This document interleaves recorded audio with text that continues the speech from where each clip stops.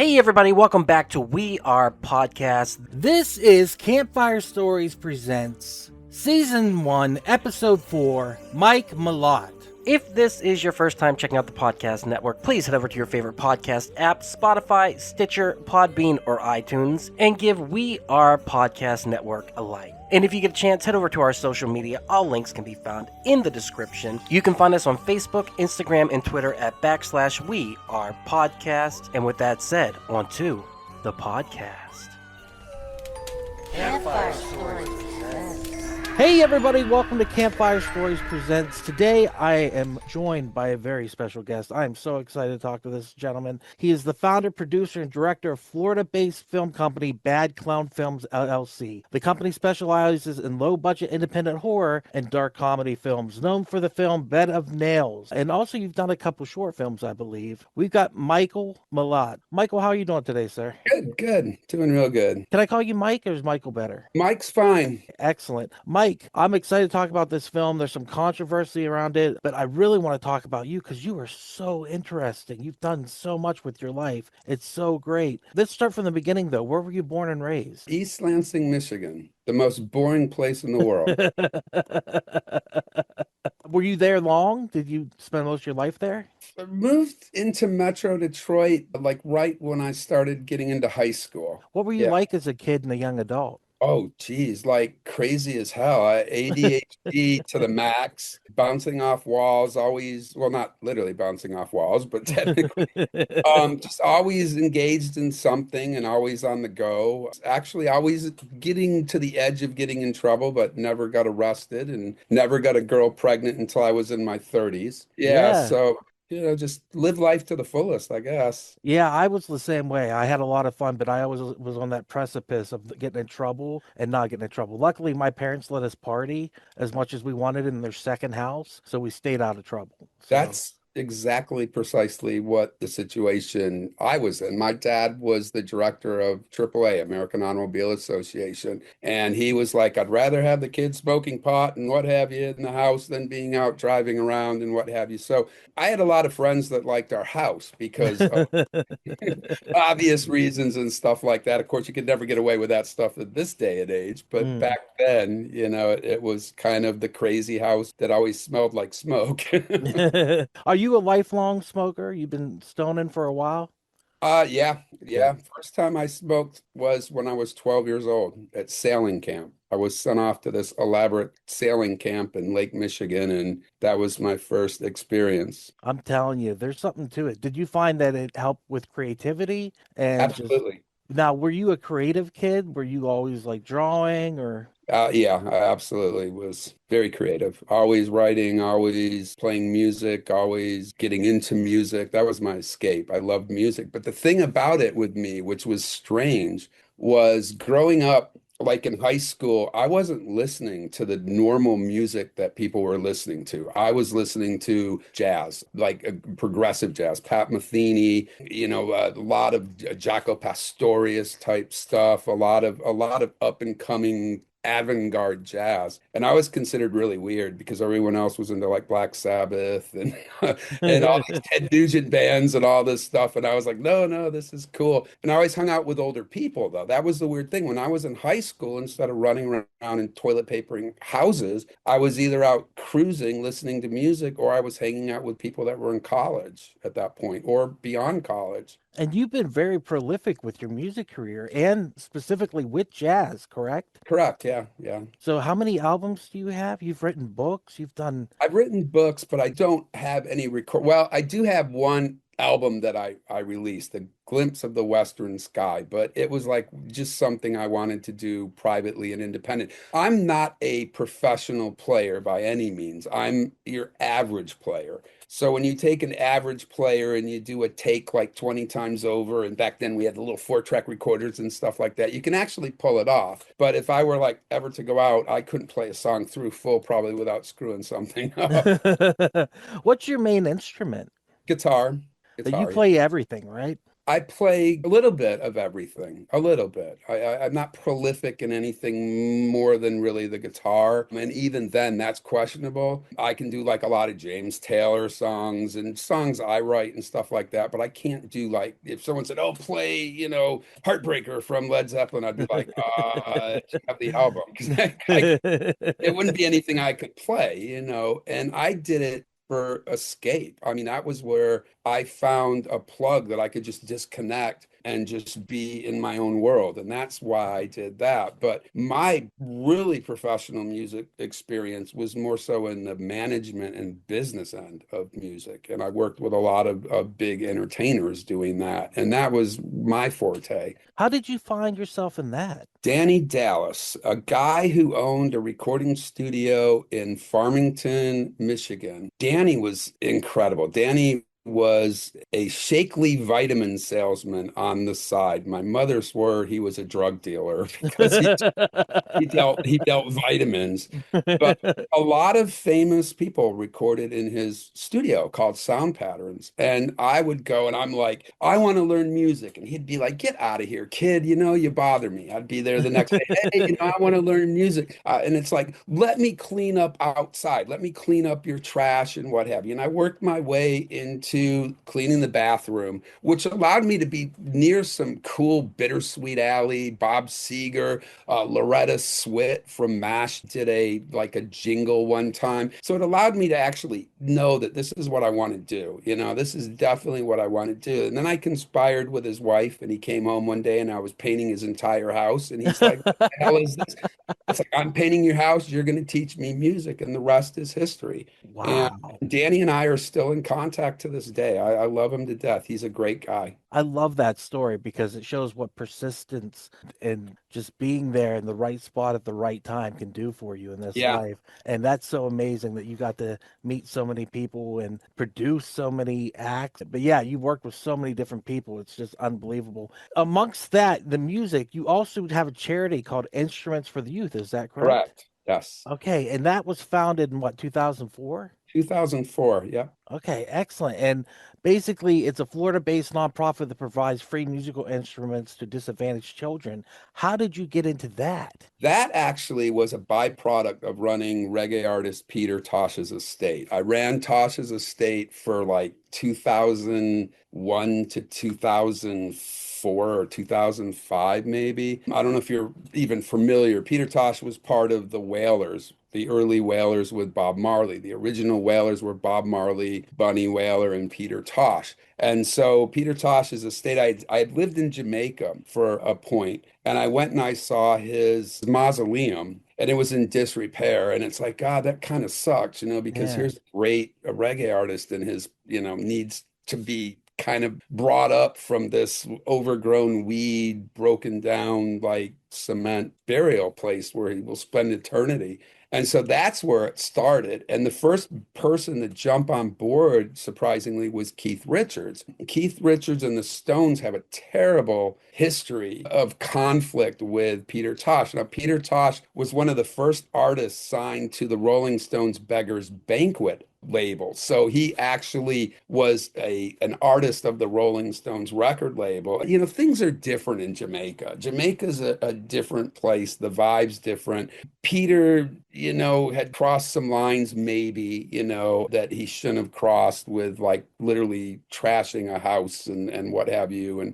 And so they had a conflict. So I was surprised that Keith was the first one to come out with helping us start a benefit to raise money to fix the estate up and the mausoleum and get it back in condition and painted and stuff like that. And of course, with him as the anchor, everyone else jumped on board. And then there were some people that were like, I really want to do this. But the image of this red-eyed Rastafarian with dreadlocks and a giant spliff sticking out of his mouth doesn't quite go with what works with, the image that I want to have for that particular artist. So that's when Instruments for the Youth started. And then it was free musical instruments to needy children all over the world eventually is what it went. We got a lot of music people, Martin Guitars and Musicians Friend and companies like that involved and who donated instruments. And we put musical instruments into kids' hands that needed it. And then we did a children's hospital visit. and it like was so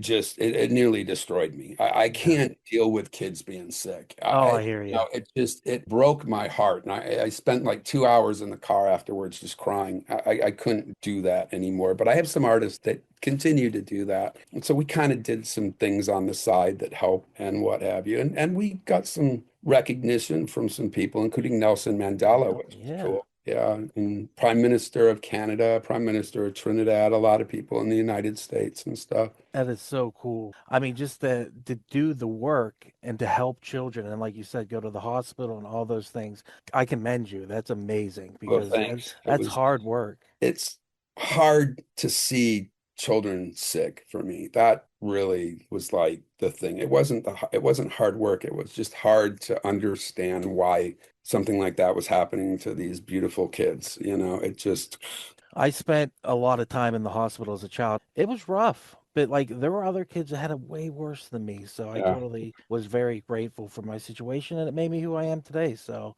great. I'm grateful for it. Are you a lawyer too? No, no.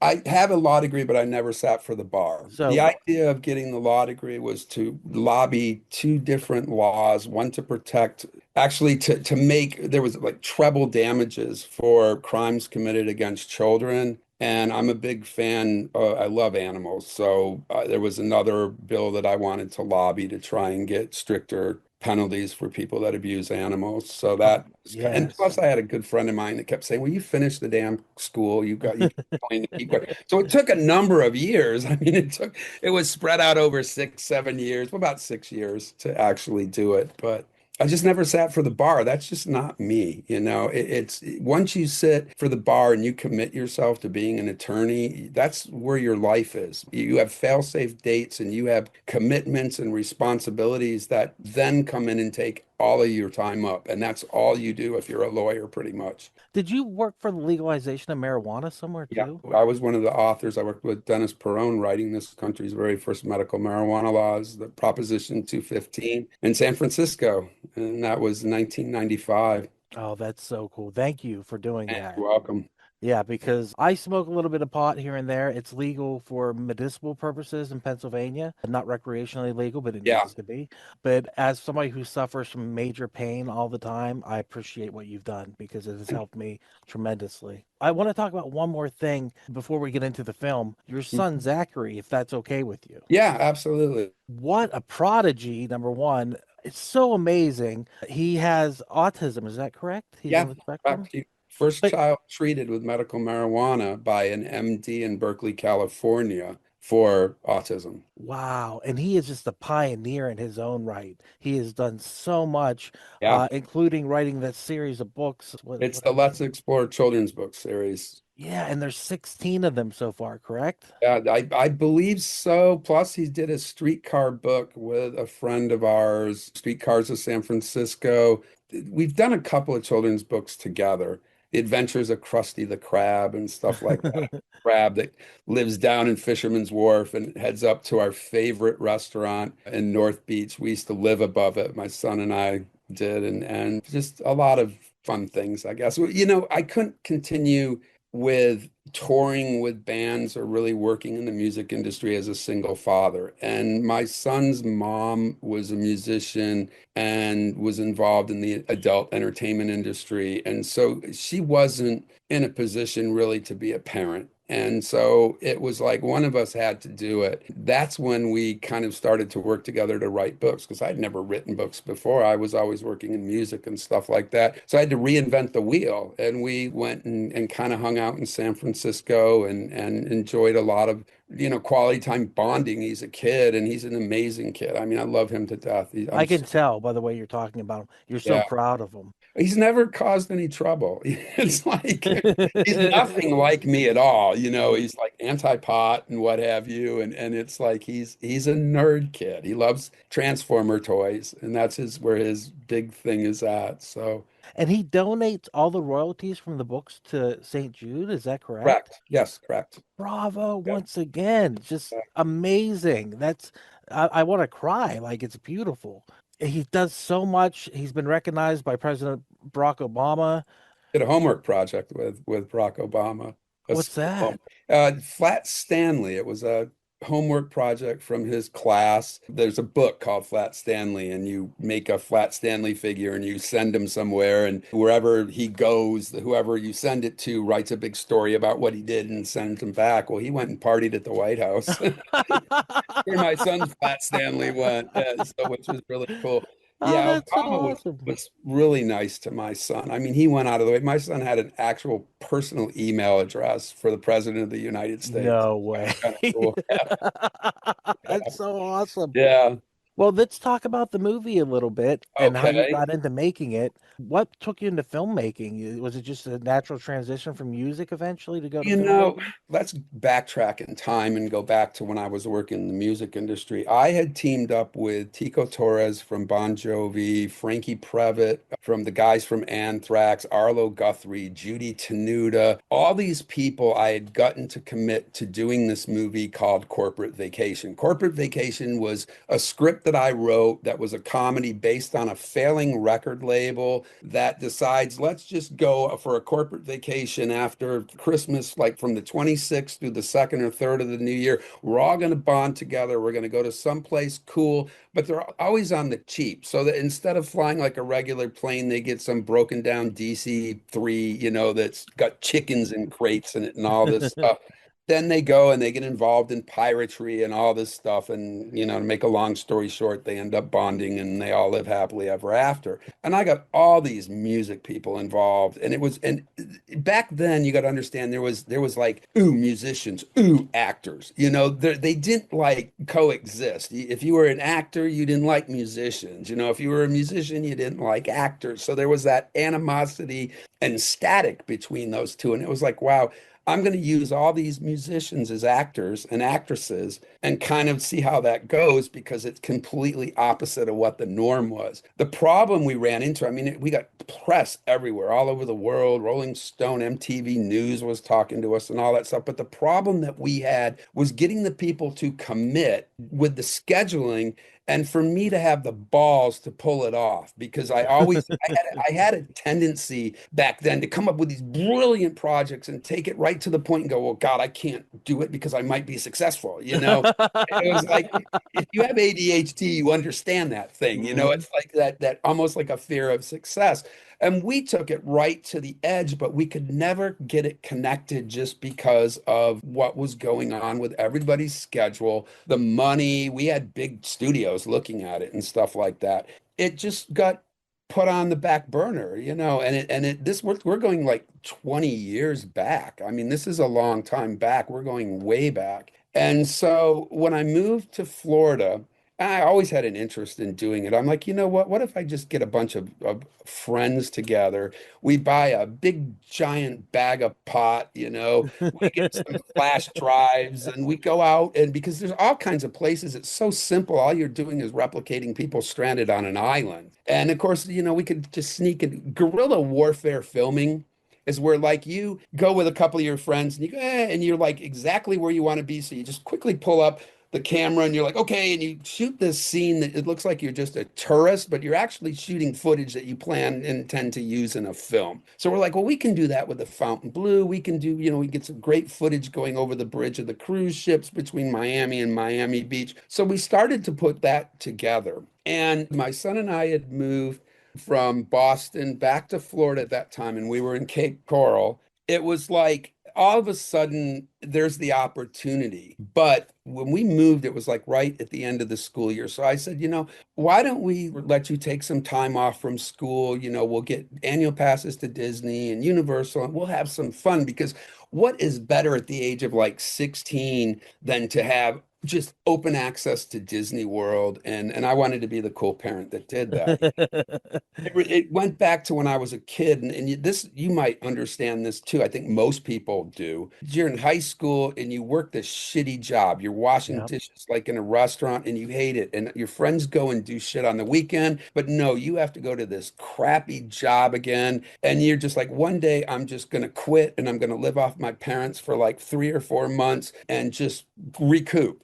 And so that's kind of what I let him do with school because, like you said, he has autism. So he's on an IEP, which is an individualized education program.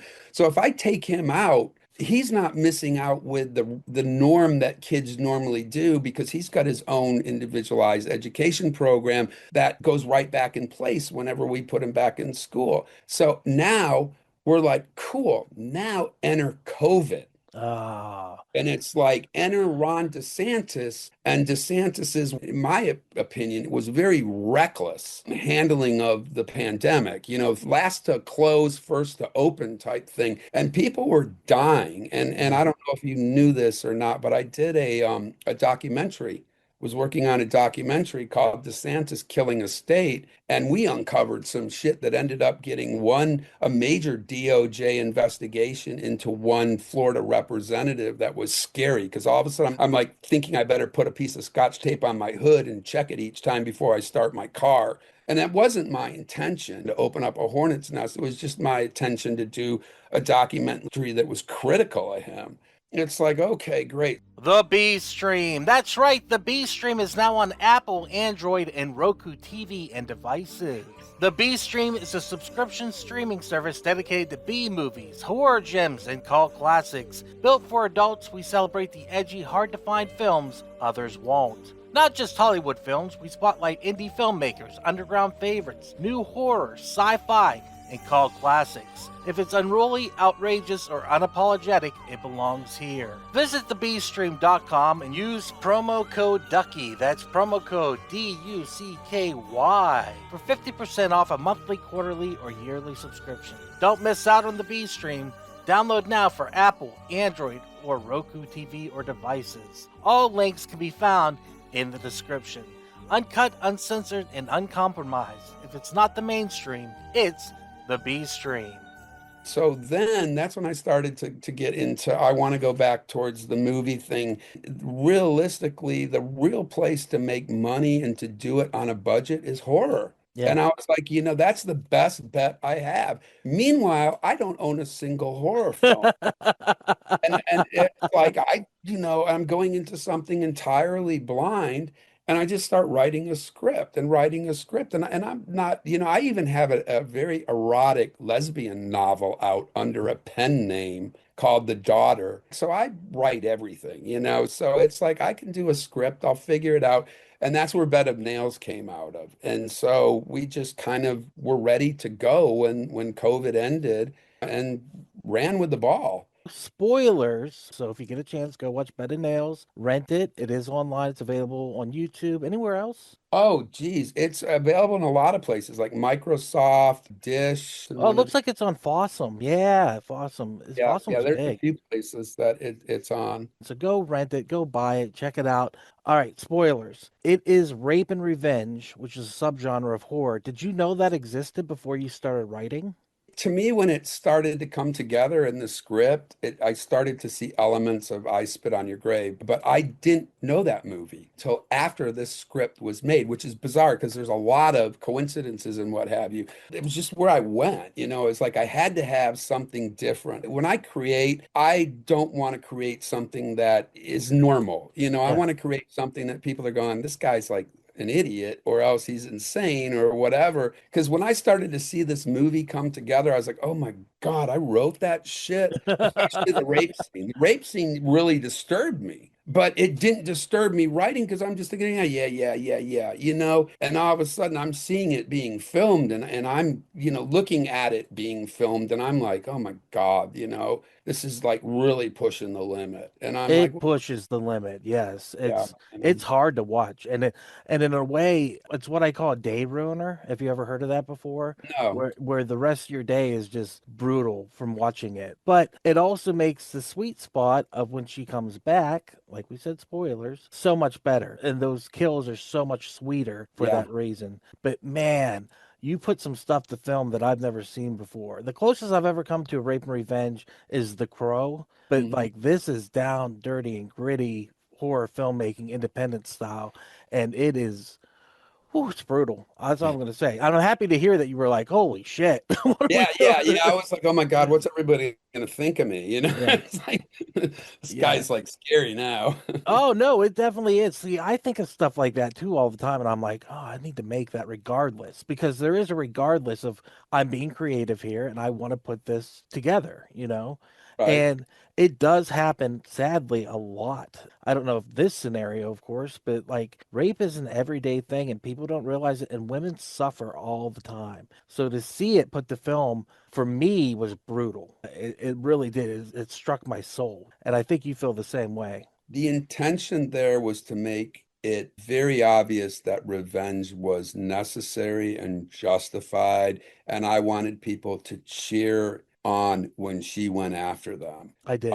That was the idea. And I knew some stuff. There's movies out there that cross the line that are beyond what I did that are actually on streaming platforms that we could not get on. Political reasons, though. There is stuff that's worse. In my defense, I've got to say there's a lot of stuff that's equal or worse. Yeah. And it's like I tell myself that I push the line, push the limit to the edge on it, And the next movie I'm working on, Fetish, is the same, but it deals with an S&M type theme and what have you. Oh, that's awesome. My ex was big into the fetish scene in Dallas, and it was wonderful. She had such a great time, playing with people and stuff like that. And All right, so I, the truth was I just wanted to have an excuse to buy all of that damn fetish gear that hey, nothing wrong with that. Uh, I so this movie has become controversial, Yeah. not so much for the rape scene or the revenge, which I do have to state, I love Sky in this movie. Yeah, she's incredible. She's incredible. I love the acting. I love the way she moves. I love the outfit, particularly from a heroine point of view. Like she's got a superhero outfit That going was her on. choice. Yeah, it was very cool, like I said. But it has become controversial for the outfits because one of the villains is wearing a Trump shirt. Yeah. Was that intentional? It was intentional, but not for the reasons of shock value. The reason was continuity. This was filmed in the middle of a swamp in Central Florida, the Green Swamp. So I went to Dade City and Plant City, and I wanted to get the realism. I wanted that realism. Everywhere I looked, everywhere was Donald Trump. I mean, pickup trucks with Trump flags and all that stuff. I am absolutely not a fan of his. I never have been. I was born and raised by a Republican family, and I've always considered myself a Republican with some liberal views, but I never voted because I never wanted to get jury duty. So it was like I never voted until it was to keep him out of the White House. I just wanted the reality there and the continuity there that looked like it was normal for that area. I never expected him to be reelected. So it was just a matter of the shirt. And I knew because I had reached out to Skylar Moore, a wonderful attorney in Los Angeles who is just revered, but he was one of my law teachers. And he very familiar with all copyrights and what have you. And I found out that I did have the right to use the shirt under a Ginger Rogers decision that had set precedents for it years and years, many years back, because they've all been dead for years. But it allowed me to use the shirt. There's no mention of him in the movie. There's nothing, there's not a single mention. It's just a guy in a Trump shirt. And he Yeah. happens to be the most ignorant, inbred one of them. Skeeter, right? That's his character's Peter. name. Yeah, and he'd be hilarious if he wasn't a fucking rapist piece of shit. Like the actor is hilarious in the role. Like Yeah. some of the lines he has are the best lines of the film. Next, to which Sky gets and her vengeance, and just the choices y'all made were just cracking me up. But at the same time, I was like, I hope he gets it. I hope he gets it so good, Yeah. and he does. But I love the fact that you said that that's a representation of the area you were around because the movie is very much. It feels like Florida. It looks like Florida. Yeah. It represents Florida in the sense that, like we talked about, I think off air, I live in the middle of Pennsylvania, in the middle of nowhere, and people around here are total Trumpers. Yeah. It's the hillbillies and the rednecks. And I'm a redneck too. I'm a hillbilly. That's what I am. I take pride in it. I'm not a Trumper necessarily. I'm not a fan either. But I'm like you. I have conservative leanings and I have liberal leanings. I make somewhere in the middle. That's where I always feel because I'm a rational human being. Yeah. And I can see that he's a monster. Like Yeah. it's not that hard. Has anyone really came down on you that hard with this? Oh yeah, I've gotten death threats and all kinds of stuff. Oh, Oh yeah, absolutely. how do you handle that? I opened my mouth bigger. Good. I have a series of ads that have been published worldwide And the newest one is actually asking people to report him to the International Criminal Court on the bottom. My grandfather ran a newspaper in Boston. I was raised, very much raised with history at every, my parents had a cottage in Cape Cod, and we would go there during the summer, and my grandfather would just instill all kinds of lessons in history, would take me to Bunker Hill, would take me to the Constitution, would take me to the museums and stuff. And he owned shit. He had a museum called the Historic Museum of the North and South. He owned stuff that was very important pieces of history. I mean, historic artifacts. I believe it was a chair that Lincoln sat in or Washington Wow. sat in. He had just an amazing museum of all this stuff. And I've always had a love for this country. I served in the military. I love Thank this you. country. I love America. This is not the America that I've ever known in my entire life. And that's why, if you want to say shit about my movie, from what my understanding is that he has called the film garbage and us terrible people. Okay. And so it's like, if you want to say shit about me, I'm going to say shit about you, because freedom of speech is one of the rights that my grandfather taught me about. And it's like, I am adamant about free speech. I'm adamant about every single constitutional right we have. And I'll fight to the death for it. It's Sorry. not Republican or Democrat anymore. It's like, are you a human being or are you not a human being? And I've literally disassociated myself, including from some people involved in this film, because they most recently, one person was glamorizing the murder of Renee Good and also Alex. And it's like sending me propaganda that, to me, it doesn't match with my ideology of what America is. And it's just like, I just like It, can't go with that. well, first of all, I want to say thank you for your service. I appreciate that. Secondly, I want to Pleasure. say thank you for being somebody who stands up for the Constitution, because we're seeing it challenged in a big bad way right now. Uh, I apologize. I just got emotional. It's easy to do. Yeah. I'm sorry. Whenever you said their names out loud, Yeah, I know. I know. It's not it's right. no, it's not right. And that's what's so scary about the state of this country. Whenever you receive these death threats for making a piece of art that is subjective, of course, you don't have to like it, but it still should be allowed to be out there. When you receive these based simply because somebody heard something, the propaganda machine, the Yep. 1984 of what's going on right now, they've never even seen it. They don't care to see it. You know what I mean? You're an educated person who has done charitable work. You know, you've built a life, a career.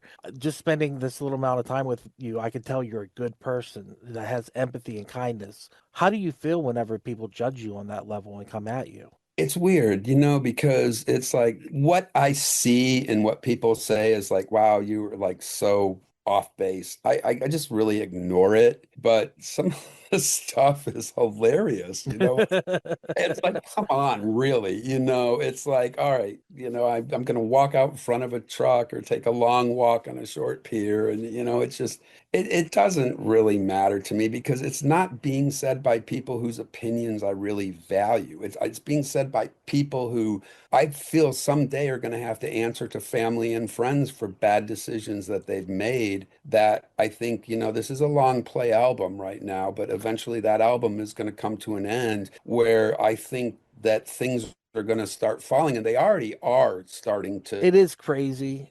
Like you said, you're not a fan of him. And the shirt means nothing because, once again, you didn't know he was going to be reelected. I never imagined he would be reelected at any state. That was just a surprise to me. It was shocking. Hey everyone, it's just Duck jumping in here real quick to say thank you so much for checking out the podcast today. If you're enjoying it, head over to your favorite podcast app, Spotify, Stitcher, Podbean, or iTunes, and give We Are Podcast Network a like. And if you get a chance, head over to our social media. All links can be found in the description. You can find us at Facebook, Instagram, and Twitter at /We Are Podcast. And with that, back to the podcast. If it's okay, I'm going to ask this hard question, though. Is there merit to the film? That's what a lot of people are asking. Like, should somebody make a film like this? Where do you stand on that? Like I said, I view it as a piece of art, and it is a subgenre of horror that, while hard to watch, is important because what is the moral of the story? Revenge is sometimes needed. What do you think the moral of it is? And is there merit to the film? Well, you know, I never expected this film to go anywhere. This was a bucket list thing, okay? I never thought I'd get into a single film fest. I never even thought it would get it done. I wasn't sure we had enough footage. And Ken, who plays one of the bad guys, unfortunately, Ken is no longer with us. And Ken was incredibly helpful because Ken had done some work with film before, with some short films and stuff like that. So his input saved us. If it weren't for him, we wouldn't have been able to do this film with his prior knowledge of, no, get this and that. So he would take the camera out and he'd get these little shots here and there of things that I later understood why he was getting them. I didn't think we were going to have enough footage to complete the film. Then all of a sudden we have enough footage to complete the film. Then I'm starting to watch it and I'm going, this is kind of coming together interesting. We have something here. And then it just continued to build and build and build. I never thought we were going to have a completed film. We ended up with a completed film. I never thought we were going to get into a single film festival. We ended up winning 134 awards through film festivals. And I'm like, I don't know how that happened. I did something that to me was art. I did something different because I really wanted to put a soundtrack that was heavily driven by audio to drive the visuals. I wanted to do things that people hadn't done because that's just my nature. So I wanted to create something that somebody could walk away with and go, that was fucked up. And that's what I wanted to create, and I feel like I did that. And so the merit to it was really to do something that I set out to do, but I want people to enjoy it. I don't want to offend people. That was never my purpose at all, to offend anybody. But I did push limits in the film that were offensive, but that's just the nature of me creating art. I can't create a Disney movie. There's just no way I can create a Disney movie. It's just not in me. I want the controversy and I want to test limits. I want people to go, what did I just see? It's insane to make that movie. No, totally. And that's how I felt when I watched it. I was like, whoa.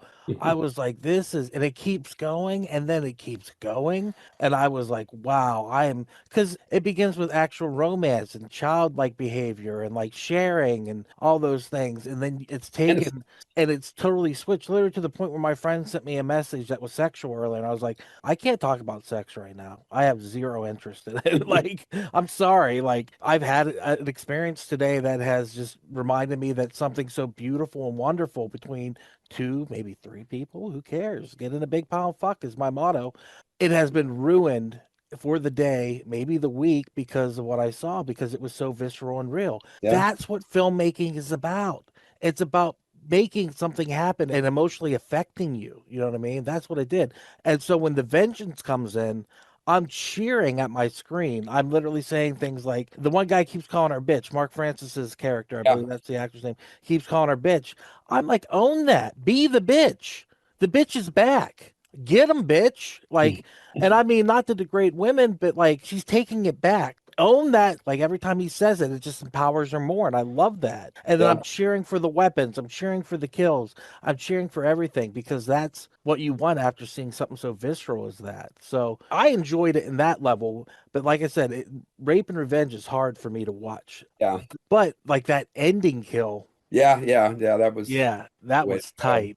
I Yeah. really enjoyed that. Is there going to be a sequel, do you think? No, it would be too, well, we lost Ken, unfortunately, one of the characters, and it just I don't have any sequel plans at all. It was a joint effort. So when I can't take all of the credit for everything. I mean, it was based on my script, but some people, and you brought up Mark Francis's name, Mark contributed quite a bit to the film too in some of the storyline. The second rape of the other character was actually something he came up with out of the blue. And I thought, God, that's so offensive. Let's do it.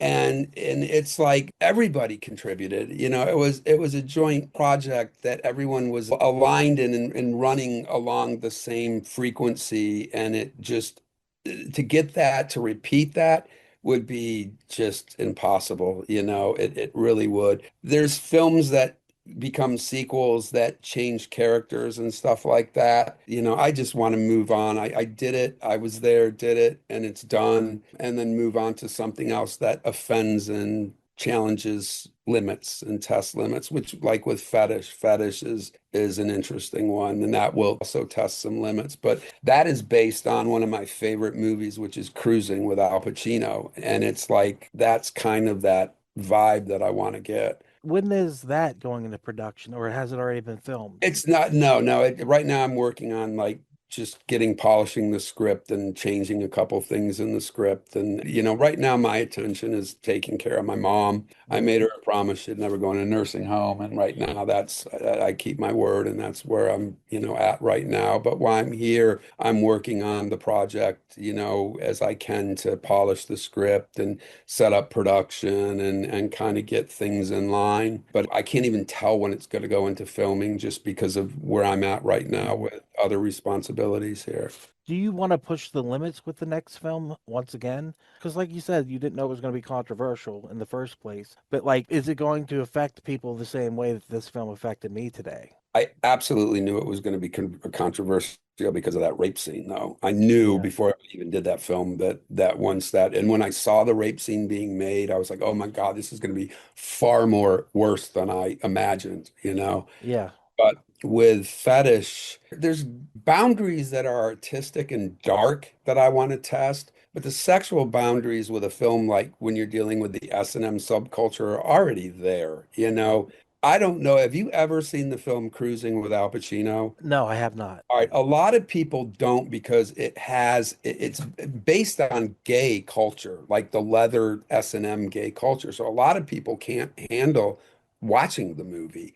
To me, it's incredible. The way that the sound is done and the way they push limits and what have you is just a phenomenal film. And this film is so old, I can't believe that it got an R rating because some of the shit going on in there should be like beyond R. But I love the way it was made. I love the way that the music drives the imagery. I love that. And so that's what I kind of have in mind with Fetish. Fetish deals with a woman who's a high-ranking corporate executive that you would think is like the perfect, like high class caliber woman who has a side kick where she's into the S&M subculture. And so it tests limits by taking somebody from the Rolls-Royce world and putting them in the dark, evil S&M, dirty, nasty bars of New York City.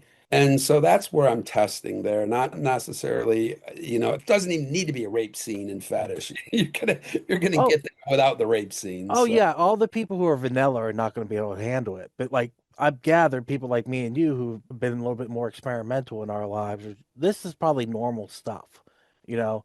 And so whenever you start talking about anything BDSM, people are just like, "Ooh, like what? You gonna use knives on each other?" And I'm like, "Maybe. We'll see what happens." You know what I mean? What people don't realize is how safe that world is. My ex is transgender, right?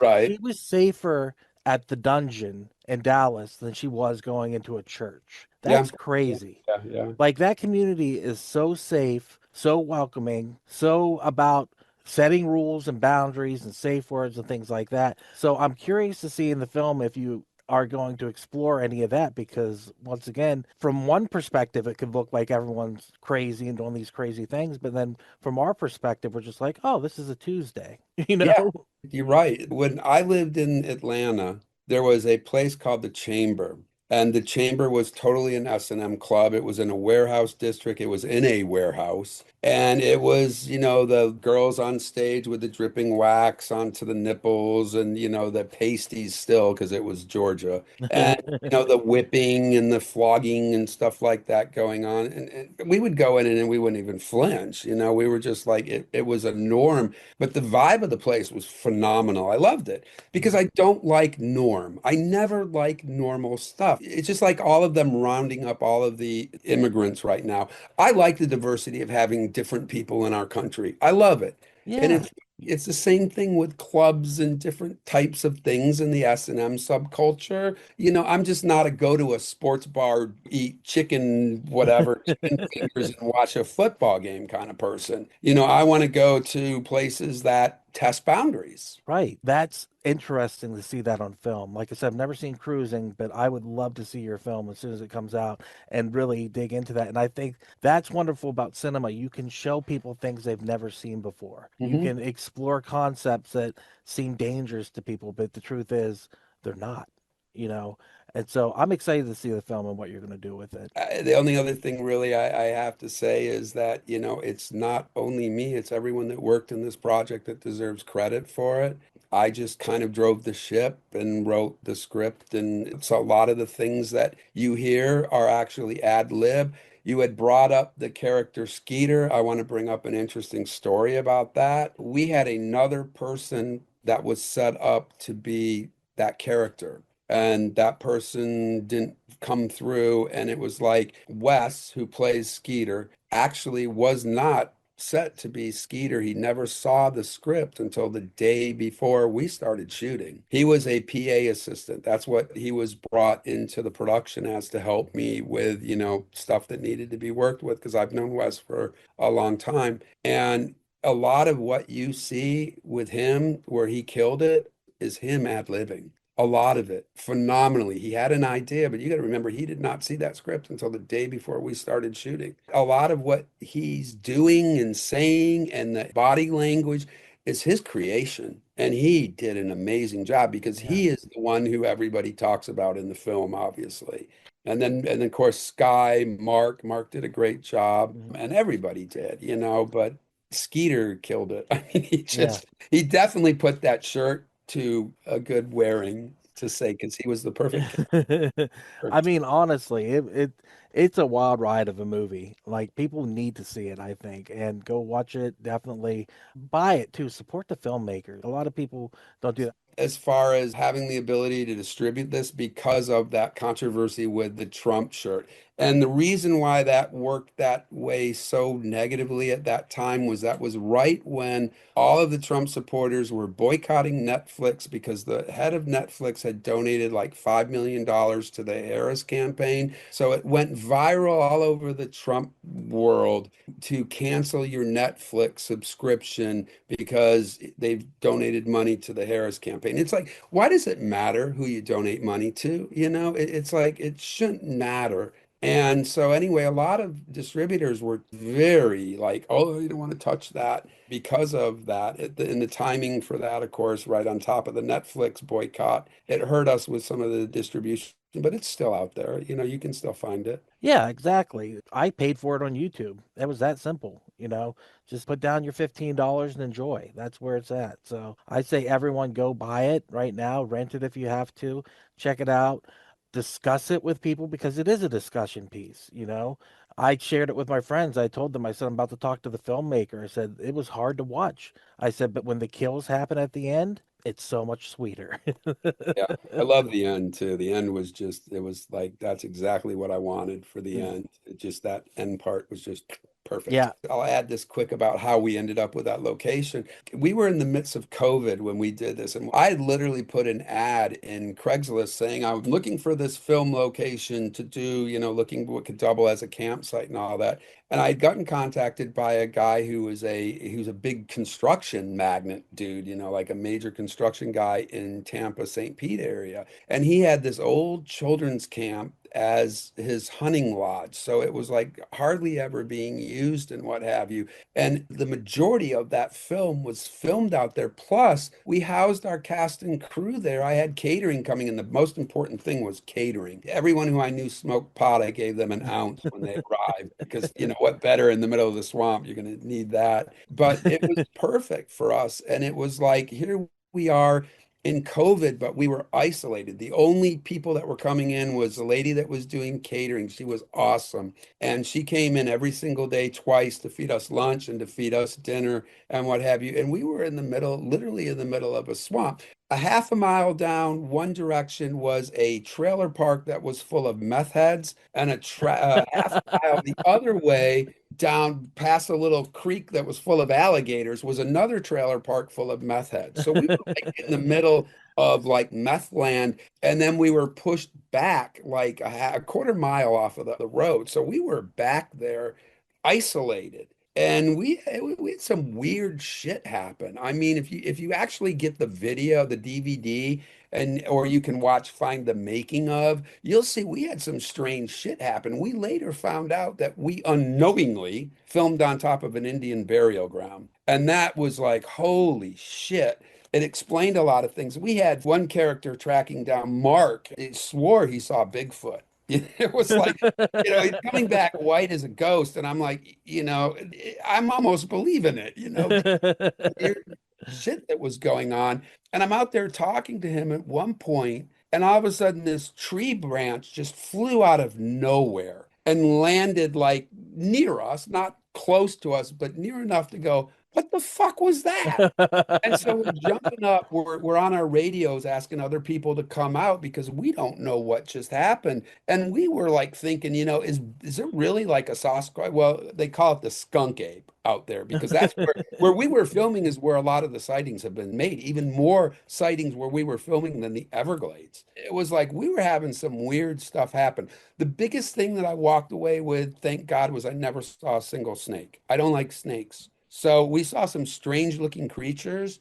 And we had one night where they had brought in the catering, and I was out a ways out from where the house was. And I'm like, everybody go eat. I'm going to watch the equipment. You guys eat. And then I was like, Wes, when you're done, come out. We'll just switch out.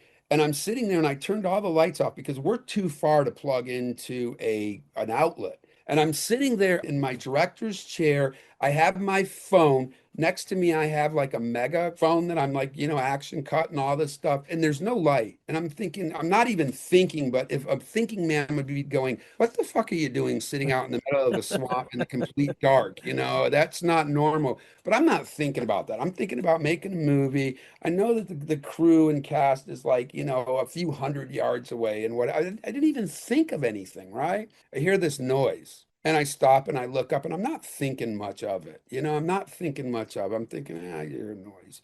And so I go back to my phone and da da da da da da da. And I hear it again. And I'm like, and then I look up. I can't see anything because you're in the middle of the swamp. It's dark. All I can see is a little bit of light from the house. And I hear another, like this crack sound. And it's like sticks breaking. And it's like, that sounds like someone walking. So I get up and I take 2 steps over and I flick on the battery light, right? That runs off of a battery that I shut down because I was conserving the power. Right in front of me is a damn freaking panther. 20 yards away. And my thought is, whoa, this is not what I expected for a panther. This looks like something that literally, like I'm in Africa. It was big. And I immediately looked at it and I knew this thing could kill me. And that scared the shit out of me. And I'm walking back and I'm thinking, the first thought was grab the director's chair like they do in the circus, to keep the, don't have Yeah. the, but I have the chair. And then I saw the megaphone and I picked up the megaphone. I remembered it had a siren thing. But as soon as the light went on, this panther's tail went straight up and curved a little bit at the end. And I'm like, this cannot be good. I was scared. I mean, literally, I didn't think they got that big. I did not have any clue that they got that big. This thing could have just jumped on me and that would have been the end of me. That's how big it was. And I hit the siren button and that thing took off. And I got on the walkie-talkie immediately. Nobody had their freaking walkie-talkie whatsoever. They're all eating. And I went off on everybody for like 20 minutes. I was so pissed.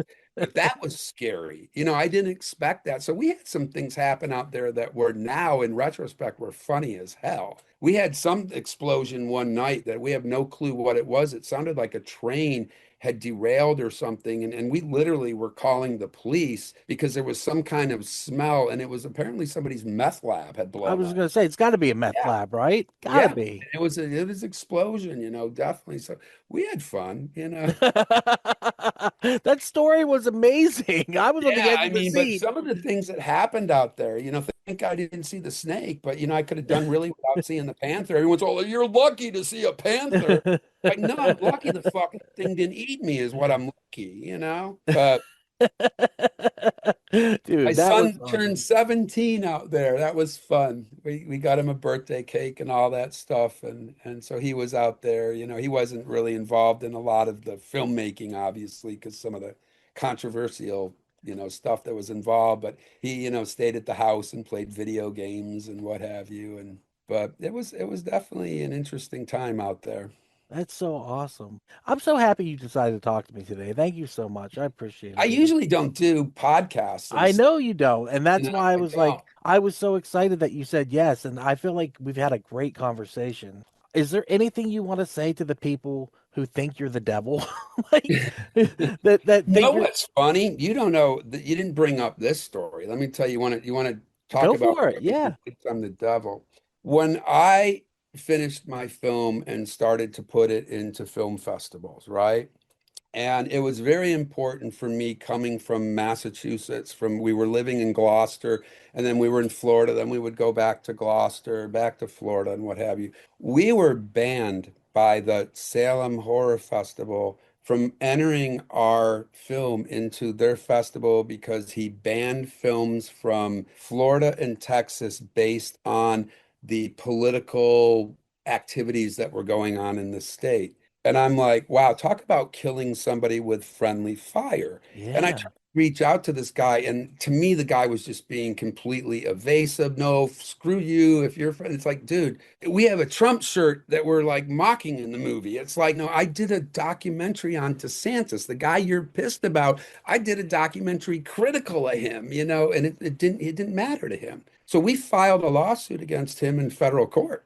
And then we pursued it to the point where then the state got involved, and then I let it go because the state said they won't tell me what they fined him because it's confidential. But apparently, from what my understanding was, he was fined for possibly, I guess, fined for discriminating against Florida and Texas filmmakers. So to the guy who does the Salem Horror Festival, I am the devil, he's